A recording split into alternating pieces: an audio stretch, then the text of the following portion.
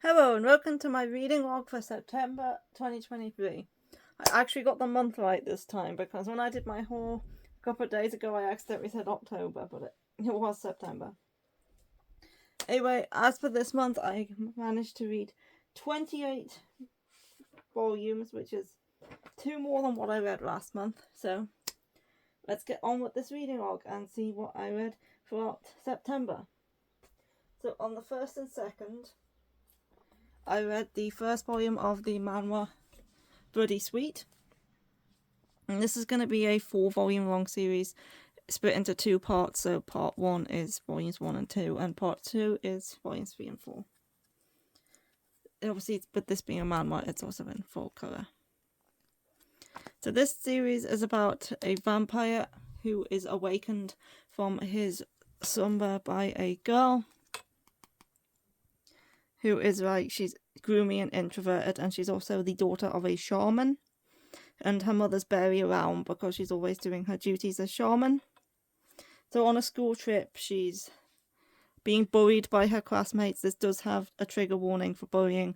There's a lot of bullying in this. She accidentally awakens this guy, and he becomes bound to her through her. There's a string connecting him to any injury she has, so she becomes his master, and he's trying to become human by drinking the blood of a witch. And yeah, it was very good. I really enjoyed it.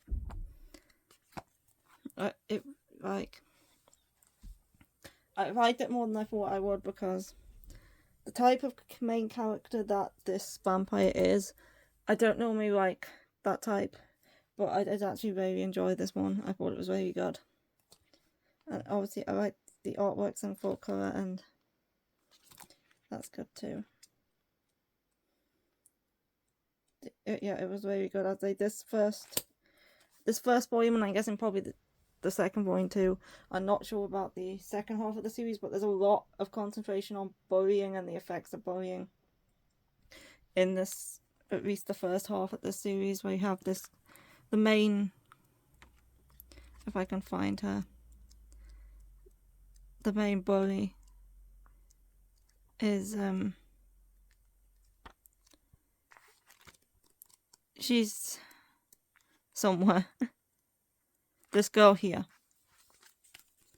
and she's got the teachers and stuff on her side. They all think she's a good girl, but actually she's the main instigator of all the bullying towards her, and she has been since they were kids. Yeah, I really recommend this one if you want to try out a manhwa series. I think this one is very good, and I gave it 4 stars.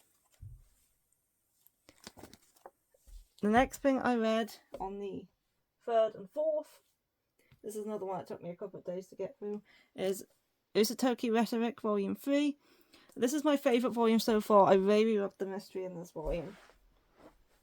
The mysteries are in the series are kind of episodic, and the mystery that in this volume revolves around something called the doll murder, where they're actually running away from having to pay their rent. They come across, I think it's his friend's sister, who's been given the job of reporting on this mystery for an occult magazine, and they decide to tag along with her.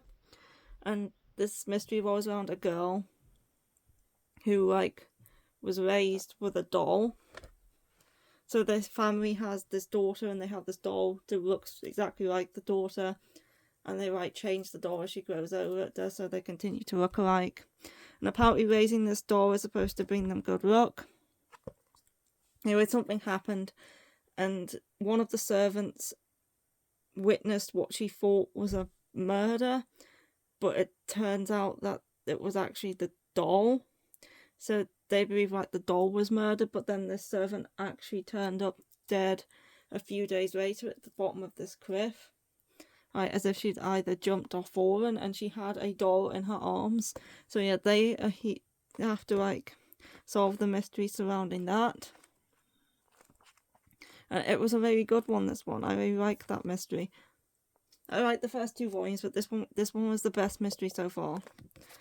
And it's contained in this 1 volume, so the mystery is solved by the end of volume 3. So yeah, this is another one that I gave 4 stars and I thought was very good. Next up, on the 5th, I read Volume 1 of Last Game, and I gave this one 3 stars because I wasn't too sure during the first couple of chapters, but then once it got to chapter 3, I think there's 3 chapters in this volume, I started to enjoy it more. Now there could be 2 reasons for that. The first reason could be because the first 2 chapters follow the boy's perspective, and as of chapter 3 it switches to the girl's perspective, and I tend to prefer romance from the girl's perspective. And the other reason might be because the first 2 chapters were also telling the backstory of when they met in elementary school and went through middle school and high school, and as of chapter 3 we're kind of caught up to the where they are now in college, because obviously it starts out with the first panel where they're in college and they're declaring this game the last game, and then it kind of goes back to how they got up to that point. But chapter 3 is back to where they are actually up to that point, so maybe it's because of that I enjoyed the 3rd chapter more as well. But I have bought volume 2, and because I did enjoy chapter 3 more, I am going to continue this series, because if it continues like it was in chapter 3, I'll probably enjoy it more. There's also a couple of side stories in this volume called Happiness with You and Garden of Sunlight, which are just a couple of one-shots. They were okay. They weren't the best, but I think out the two I didn't watch what was it? I don't even really remember Garden of Sunlight, but yeah, I remember Happiness was You. I remember that one, but I don't actually remember what Garden of Sunlight was about. Oh yeah, I do now. God, that one was a bit strange. So yeah, the short stories were okay. This series is an older shoujo series from, I think, 2012 it started coming out, where we follow these two who have been like rivals since elementary school. He's always been the best at everything. He's a rich boy. He's good at sports. He always gets top marks on his tests. But then this girl who transfers into his class, and she's very poor. She and her mother live on their own, and her mother's always working, and she wants to be able to support her mother, and they've never had like a lot of money or anything, but she gets better scores than him. She's better at sports, and also she doesn't really care for him being rich. Normally the people in the school are drawn to him because he's rich and they know his father, but she's not bothered by any of that. So yeah, anyway, he starts to declare her his rival and tries to beat her at everything, and then he decides for their last game he's going to make her fall in love with him, and then I think break her heart. Yeah, I'd say it wasn't, I didn't hate it. I thought the first 2 chapters were alright, and then I liked chapter 3 a lot more. So yeah, I'm going to be continuing reading it. Now, on the next day, what was it, the 6th? On the 6th, I read this one, a Reincorporated Witch Spells Doom, and I absolutely loved this one. I thought this one was so good, I gave it 4 stars. This is an isekai about a girl. On her 18th birthday, Shuten Senna Shirai finally works up the courage to leave the comfort of her home, only to be hit by a truck. So yeah, she's a Shuten, she spends the rest of her life in her house, and then she plucks up the courage to leave the house and go back to school, and she gets hit by a truck, and then she gets like asked by this, I think it was an angel. He like says, I will give you another life and you can have any powers you want.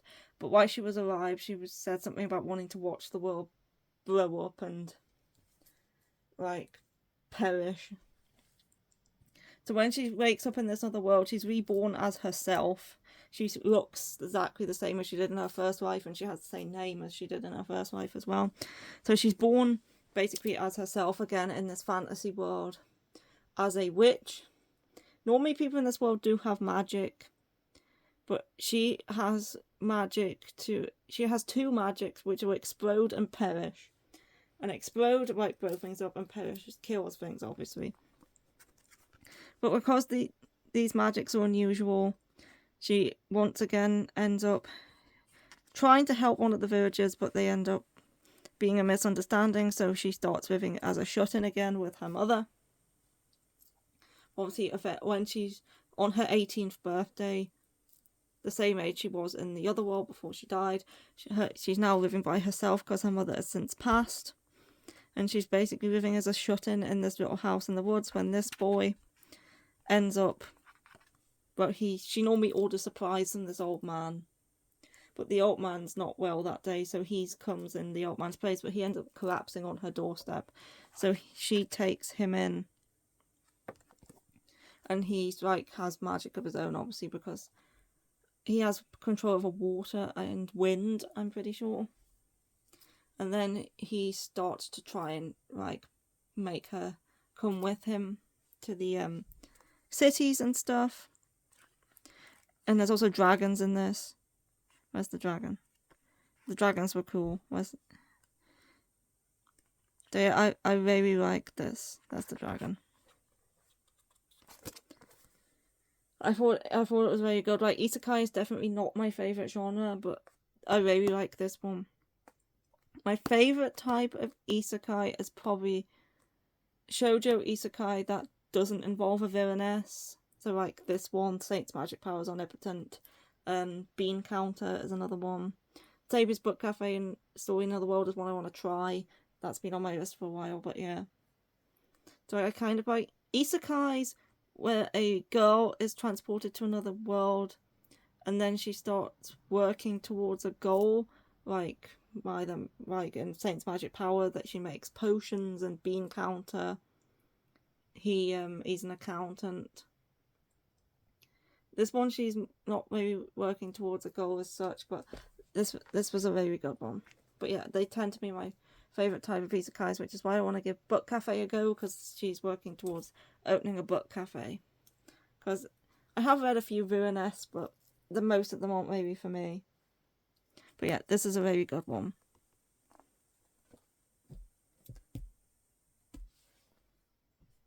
Next up on the 7th, I read Outride, Beauty and the Beasts Volume 4, and yes, this is a steamship smut title.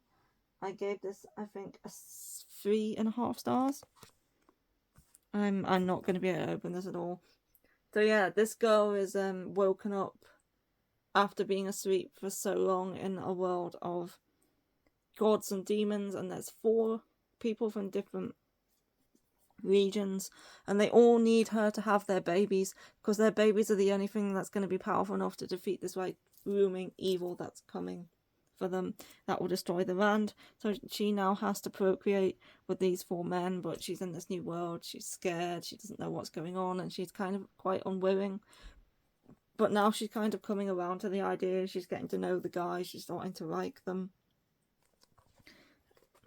Yeah, it's a strange one, and it's a bit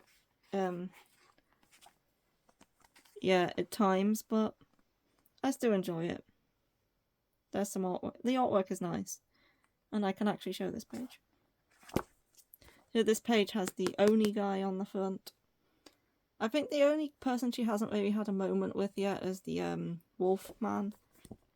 The one who was just on the page that I showed. Because she's kind of been with the other 3 in some sort of way, but we haven't really had with him any, like, real, like, backstory and stuff with him yet, where we kind of have with the other 3. So I'm thinking maybe he'll be the next volume. Next up, on the 8th, I read Entric Doctor of the Moonflower Kingdom Volume 2. I also really enjoyed this one. I gave this one 4 stars as well. This is a historical, like, medical fantasy. We follow this girl here who is the daughter of a Doctor, and she's the only person in this like kingdom who knows how to stitch people up and do surgeries, because like surgeries and stitching people up with thread was kind of unheard of. But anyway, the prince of the kingdom and his like follower the follower ends up injured, and she ends up helping him, and then she ends up going back to the capital with the prince, and she's obsessed with muscles. She likes guys with big muscles. So yeah, this was another good volume. I highly enjoyed it. Although we didn't see much of the goats in this volume. So we have some surgery about to go down, and yeah, that's going to be interesting to see.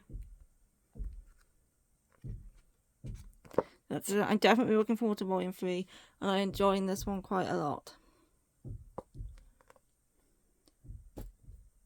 And we're also getting to see more of kind of her personality and how she's a bit possibly twisted when it comes to her patients and her bedside manner and stuff, which is going to be interesting.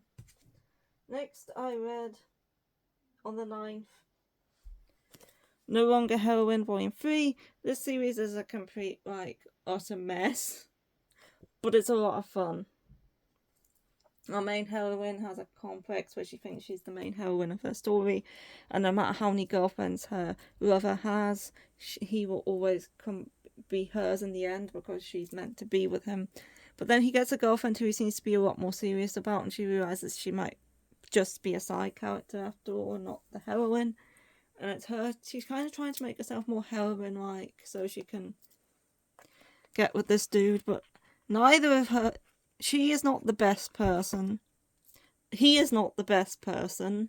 They're both making, like, bad decisions, and it's very fun. If you want to read a shoujo with, like, morally grey characters who are making quite bad decisions and then not necessarily the best people, then maybe give this one a go. It's quite refreshing to have a heroine who's not all like super cutesy and nice and constantly like doing the right thing. Because yeah, sometimes you want to read about bad people, and she's not the worst. Like, she's not evil. She's just kind of can be a bit selfish and a bit right at times, and yeah. Next, on the 11th, I read 4 shoujo stories. This is a collection of 4 stories, 3 of which are actually josei, despite it being called 4 shoujo stories. But yeah, this was the first shoujo manga that was ever printed in English. Viz didn't actually have the right to print these stories together in a collection, and so this was quickly taken off the shelves because Viz was naughty and published this when they shouldn't have. They had the rights to publish the 4 stories, but not together in one collection.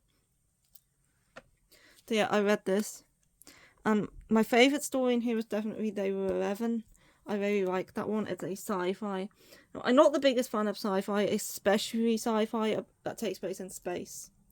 Like, if it's like robots or like futuristic, like apocalyptic sort of sci-fi, then I like it more, but I've never been keen on sci-fi that takes place in space.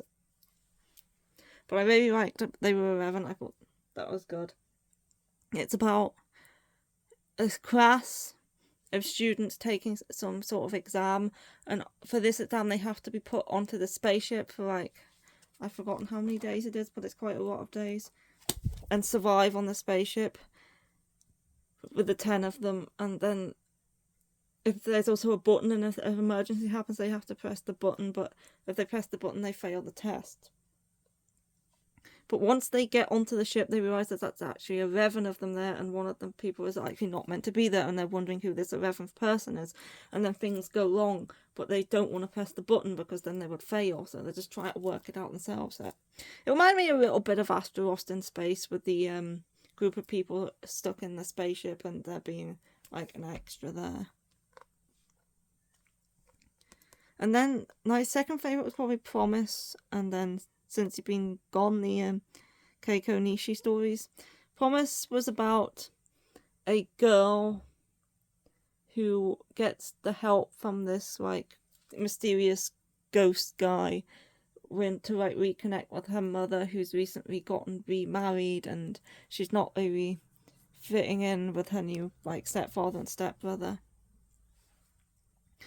And then Since You've Been Gone is about a man who's cheating on his wife, and there's an earthquake, and it's about his priorities and like who's he gonna choose during this earthquake and stuff.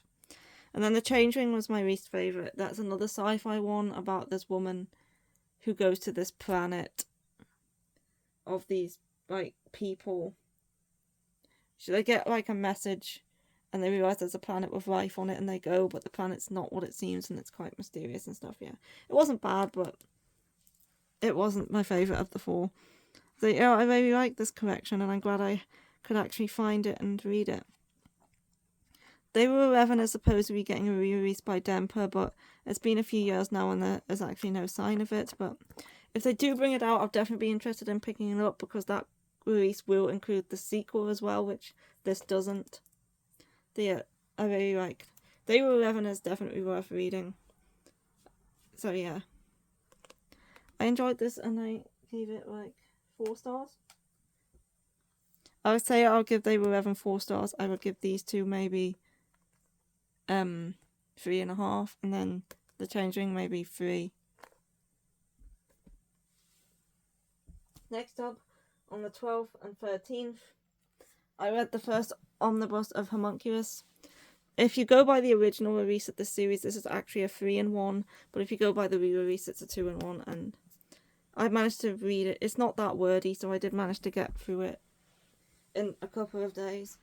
This was an interesting one. It's about this man who gets this... He's like living off his car. He's hanging out at the park during the day, sleeping in his car at night. And he's offered this surgery by this strange guy who just knocks on his window to like have a hole drilled in his head to see if he can unlock like a sixth sense. I've forgotten what the surgery's called, but yeah, he's offered to have trepanation. He's offered to have that done, but he declines. But then his car gets towed, and the guy is like, "I'll get you your car back if you agree." So he agrees to have the surgery.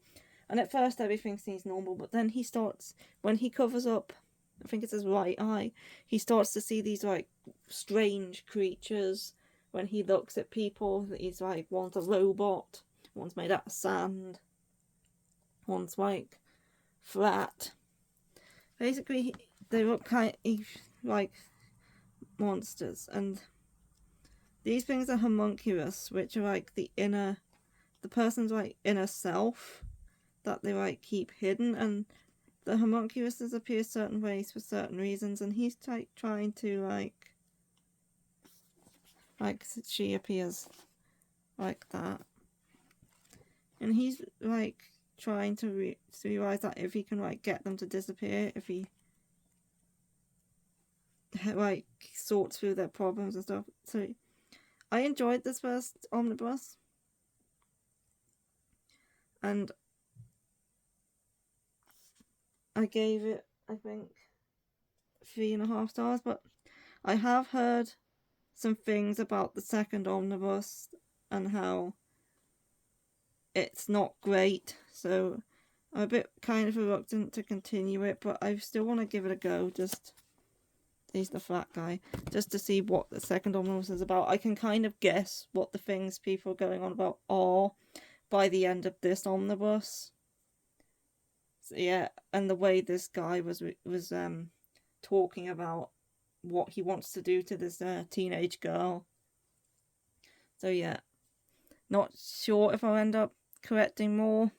I might give the second omnibus a try. Maybe once that story passes, the rest of it will go back to being good again. So we'll see. But yeah, this first omnibus was very good. I enjoyed it.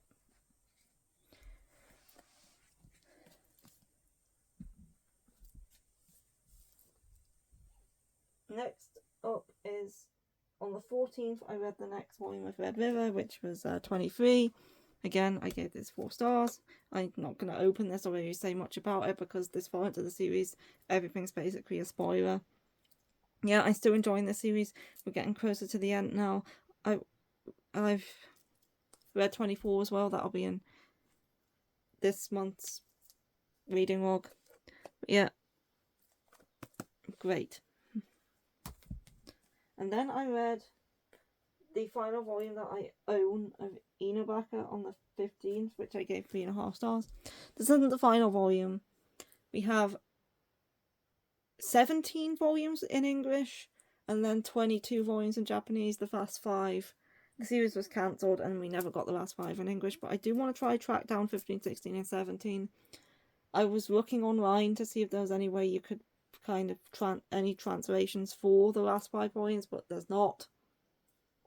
So the only way I would actually get to see those volumes is if I picked them up in Japanese and then just guessed what was happening by looking at the pictures. But yeah, this manga is quite episodic anyway. It's about Tsurugi working in a pet shop with lots of dogs.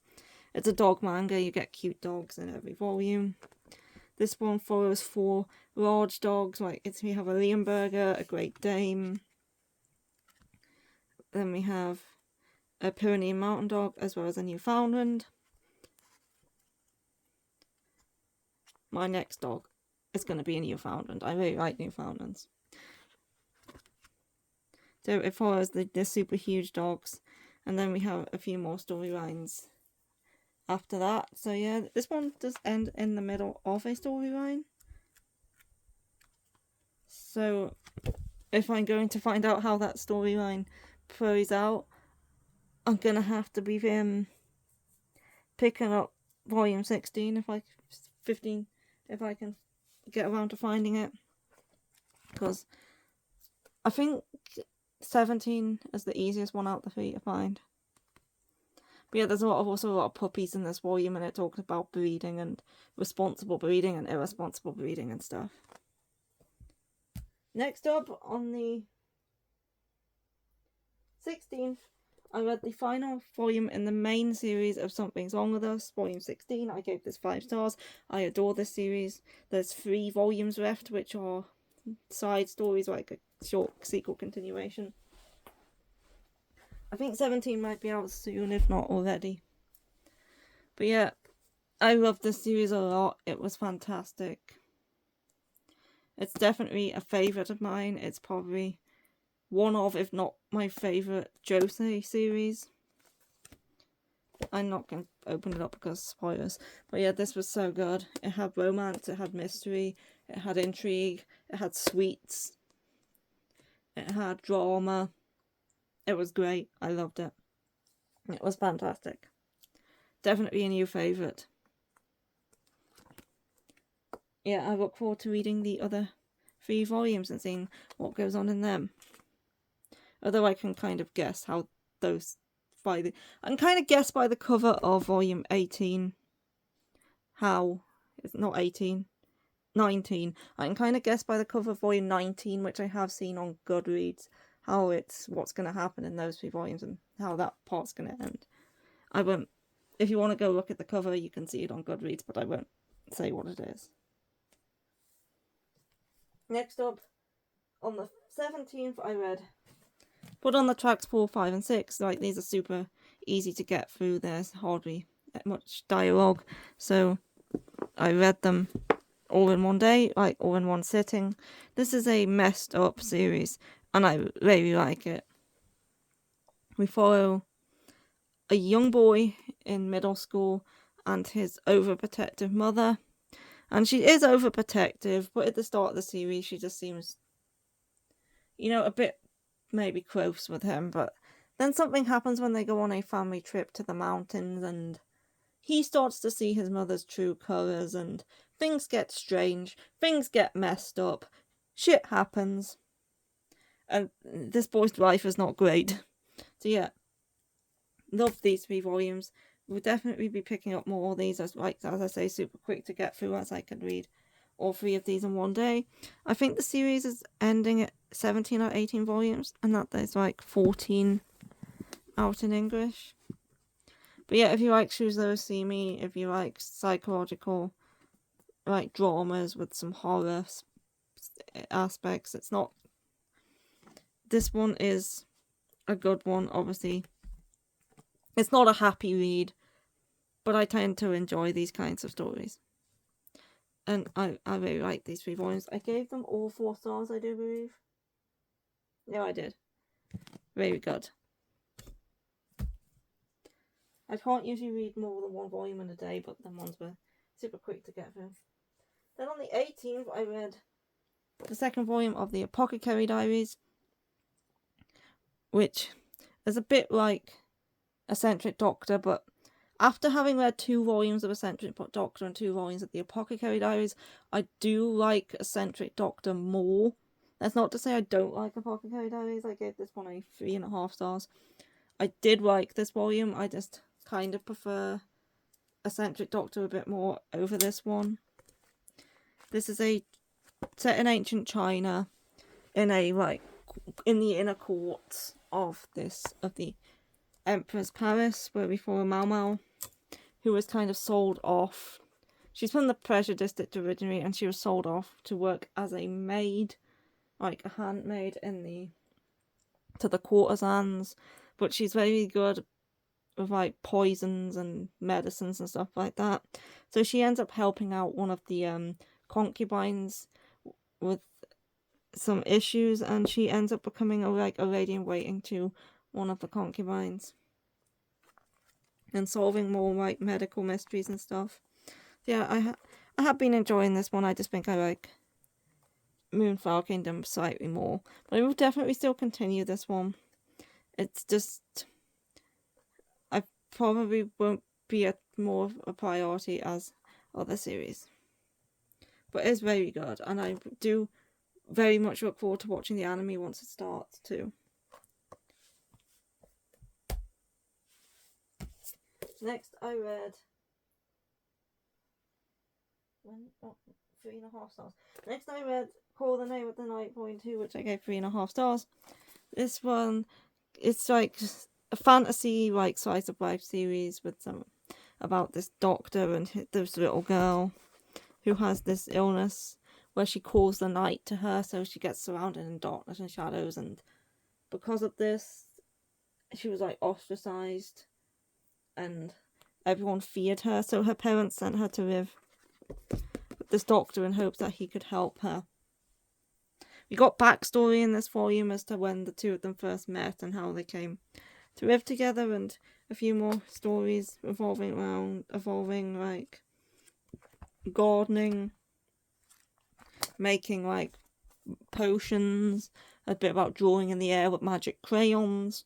Yeah, this is a fun series, and the art is so nice. The art is very nice in this one too. So yeah, it's a fun, like cute slice of life fantasy series that I do enjoy. Next, I read on the 20th My Girlfriend's Child Volume 2, and I gave this one 5 stars. I'm absolutely adoring this series a lot. It is so good. It follows Sachi and her boyfriend, whose name I can't remember, and they're a teenage couple. They're intimate. They do stuff that couples do, and she ends up accidentally becoming pregnant. And it's about that and the journey of her emotions and how she feels about this and how he reacts and the people around them. And yeah, it's very good. It's also like one of my new favourites for this year. I thought it was excellent, and I'm definitely looking forward to reading more of this. This volume was good. Right. How did this volume end again? Oh yeah. I need the next one. That's how it ended. They're a great series. It tackles a topic that not many shoujo manga do tackle, and definitely not in a more realistic and serious way. Yeah, this is very good, and I would highly recommend it. Next, on the 21st, I read Year of the Dawn 39, which I gave 4 stars. Again, this is the one I can't really say much about, with me being 39 volumes into the series. But I can't believe we're almost on 40 for this series. I don't know when the series first came out in English, but I remember I watched the anime first, back when the anime was fairly newish. And I remember seeing the announcement for the manga's English release, and I started picking it up. Like, I don't think I got volume 1 straight away. I think it was like maybe a month after it first came out. But I picked it up near to when it first started releasing. So I've been following this series for quite a lot of years since the first volume came out. It's still just as good now as it was then, if not better. Yeah. I'm gonna actually have a little look to see when the first volume did actually come out in English.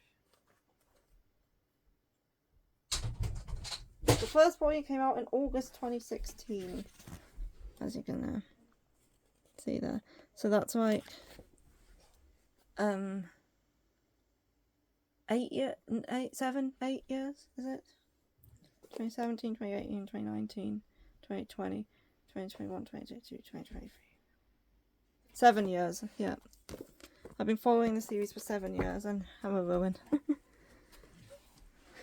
So yeah, I can't believe the series is now almost on volume 40. Rowan. So yeah, this was another good volume.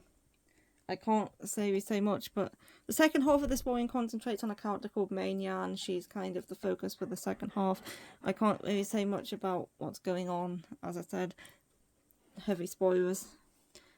But Max wearing a nice green outfit on the back cover. I'm just gonna, yeah, he's gonna join us. Yeah, Yona, it's one of my favourites. I absolutely adore Yona. It's fantastic. Great series. Definitely highly recommend if you want a good fantasy series.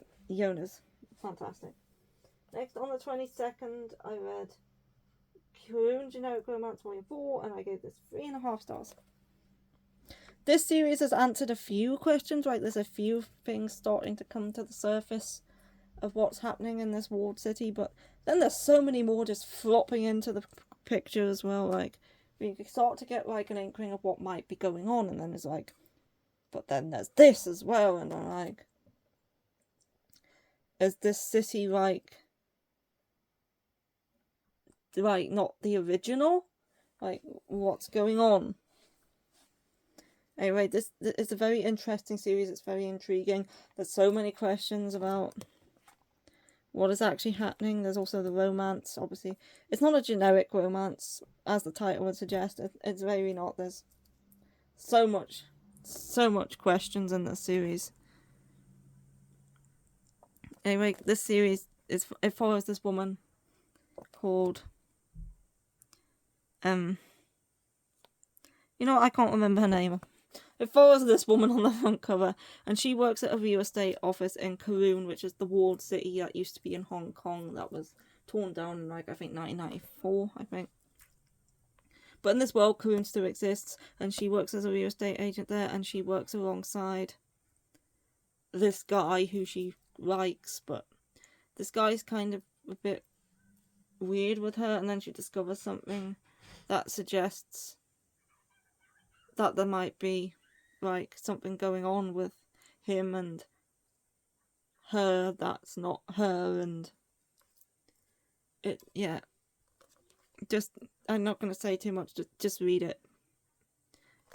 I'm not going to like spoil the like questions and the that kind of happen. Next, I read Alice in Borderland Volume 6, and this I gave 4 stars. Yeah, this finishes off, if you've seen the live action, the first game from the live action, the one with Kuma. This finishes off that game in the first half of this omnibus. Yeah, and then the second half of this omnibus starts up the Jack of Hearts. Now,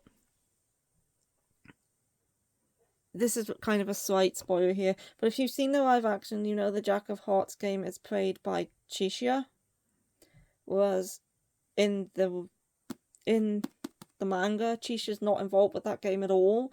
It's completely new characters who like not involved with like the main ones. I was quite surprised to come across that story, and I'm like, where's Chisha? Didn't he play this game? So yeah, I was quite surprised to see that he wasn't actually there, having watched the live action and seen that game with Chisha. So yeah, that it was still good. I do prefer the live action. I'm not sure what I think about it getting a season 3 though, because season 2 finished the manga. So what's season 3 gonna cover? So I'm kind of nervous about whether season 3 will be good or whether they'll like mess it up, since they no longer have a source material to follow. But yeah, I do enjoy the manga a lot as well. And I do think you would like this if you watched the live action. It is a bit different. It's not bad though. I do really enjoy it, and I said I gave this 4 stars. Just a little bit. Wasn't expecting that game to be lacking Chisha. Okay, next up. On the 24th, I read Love of Kill Volume 12. I gave this one 3.5 stars. This is the penultimate volume to the last volume, which is coming out, I think, December. This volume was like 95% backstory about when Ryan Howe was with, I think it was the Triad. It was like in the first couple of volumes that you find out Ryan Howe was once a member of the Triad at some point. And yeah, and you find out what happens whilst he was with them. So yeah, this is a backstory about that, about telling you the true events of what actually went on during that time. So yeah, the next volume's the last one. I'm looking forward to how it goes, and hopefully everyone's like survives, because I'm not very sure with the series. Yeah, it's a good one. It's action, hitmen. It's good.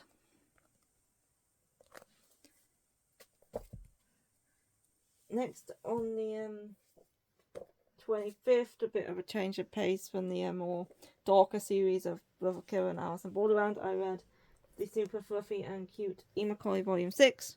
I gave this 4.5 stars. No, I didn't. I gave this 3.5 stars.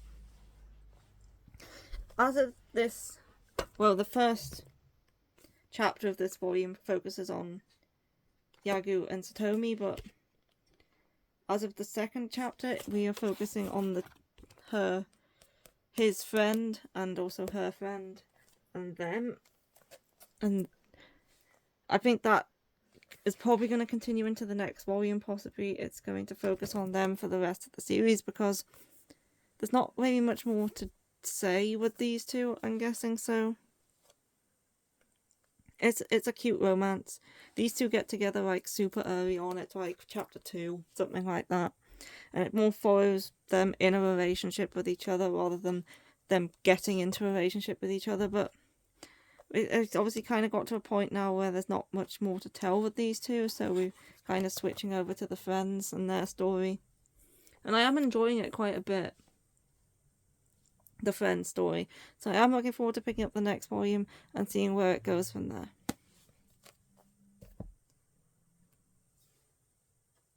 Next, on the 26th, I read Snow White with the Red Hair, volume 25. I gave this one, I think, 3.5 stars. This one, I think this ends the arc. I really like the previous volume, and this one continues on from there, and I think ends that arc. This was a good arc. I enjoyed it. I can't really say much about the arc because again, 25 volumes into the series. But this is more of like a slice of life fantasy rather than an action heavy fantasy. Yeah, some arcs have a bit more action to them. Some arcs are very laid back with like not much going on. But this was a good arc. I enjoyed this one, and I think the series is on hiatus. I'm not sure which volume it's on hiatus after, but I know there is more after this one. It might be 27, 28, possibly. I'm not 100% sure, but I know the series is currently on hiatus. Anyway, I did enjoy that arc. It's one of the better arcs we've had. Next up, on the 27th and the 28th, I read the Omnibus, which is Goran Ichinose Catastrophe at 16, and I gave this 3.5 stars. This is the manga adaptation of the light novel prequel to Seraph at the End. This follows Goran when he was 16 and attending... What's the name of the school? He's attending the school that's run by the Hiragis, anyway. The one that you was in at the beginning of Seraph at the End. But, yeah, I've enjoyed this from chapter 2 onward. Chapter 2 starts where the light novel starts. I don't know what chapter 1 was. It was kind of random. The first chapter, Goran's 14 years old, and he's solving like this case which involves around teenage girls getting killed in love hotels by somebody, and then it also involves a little bit of weird brother-sister stuff towards the end, and I don't know what that first chapter was, but don't judge the series based off that first chapter, because that first chapter did not happen in the light novel at all. I don't know why it was included. It's got nothing to do with the actual story. And chapter 2, this one here, starts in exactly the same place that the light novel does. Goran and Mahiru as little kids, lying in a field, talking to each other when Mahiru gets dragged away from him, and then Goran, swears revenge on the Hiragis. And he's trying to hide his powers and pretend he's weak and he can't do anything when he's actually very, very strong. And so yeah, if you do enjoy Seraph at the End and you want to read the prequel, don't be put off by that first chapter, because that first chapter's got very not much to do with the actual story, and in fact it's not even in the light novel. If you've read the light novel, you would know that never happened. It was just kind of weird. I don't know if they wanted to use it as some sort of setup to get you involved in the story, but it was kind of strange and not very necessary. But chapter 2 onward, it follows the light novel, and it's great. Goran is one of my favourite characters from Seraph at the End, so I do enjoy rereading through his story in a manga format.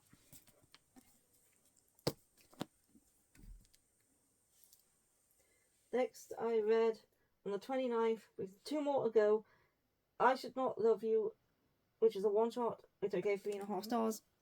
This is by the author of Cast Heaven, but this is nothing like Cast Heaven. This one's quite funny and it's sweet. We have this boy, and he went to middle school with this guy, and he was he's popular, he's kind of a bit selfish and arrogant, and this guy joins the class, and he starts to hang out with him and be like, I'm gonna be his friend. And then one day he's walking home and he's like, oh, I'm glad you're my friend. And he's like, we're friends? And he's like, do you not consider us friends? And he's like, no. And ever since then he's had a grudge against him, and they go to different high schools, but now he's recently transferred into his class in his school, and now he's swearing to get revenge on him for what happened back then. But he kind of does, he befriends him again, and he's like, I'm gonna be nice to him, get him to trust me. And then I'm just gonna give it to him. I'm gonna break his heart, I'm gonna make him think we're friends, and then I'm gonna turn around and be like, no, we're not, and I'm gonna start being cruel to him. So he starts hanging out with him, but then he can't bring himself to be cruel to him. He actually starts to enjoy hanging out with him and enjoy being his friend and fall for him, and and he keeps saying to his friends, I'm gonna do it, I'm just taking my time, but I will get revenge on him. And then he's saying to himself, but I don't really want to do these things to him. He's too nice. Yeah, this one's more of a sweet, funny one shot rather than the messed up thing that was Cast Heaven. So if you weren't a fan of Cast Heaven, you might still like this one, as it's a completely different tone. It's completely different. The only part of this, it is rated 16 plus, the only part of this that has any explicit content is the bonus story in the end. The main story doesn't have any. So yeah, this was a good one. I did enjoy Cast Heaven as well. I do like stuff that's messed up. And for the last day of the month, on the 30th of September, I read Volume 8 of Mint Chocolate. This is a step-sibling romance between, I think her name's Nanami, and I forget his name. I can't remember names ever. Yeah, it's continuing their story. There's a new character who's trying to get involved, and they sort of get in their way and stuff. But yeah, it's not kind of the weirdest step-sibling relationship, as they did like each other before they were step-siblings, and they did not expect each other to become step-siblings. Like, they didn't become step-siblings as little kids and then grow up together and, like, raised together as siblings and then start liking each other. They actually liked each other before they became step-siblings, and they're already teenagers when they become step-siblings. They're not little. So I don't actually find it that weird. So yeah, I enjoyed this one, and I gave it a 3.5 stars. And that is everything I read in September. And next week, around about the 15th, I'm going to be doing my updated collection tour for the year. I do a collection tour every year. I'm due to do another one. It's always around about the 15th of October that I tend to do them. And I hope you enjoyed, and I'll see you for that. So, bye-bye.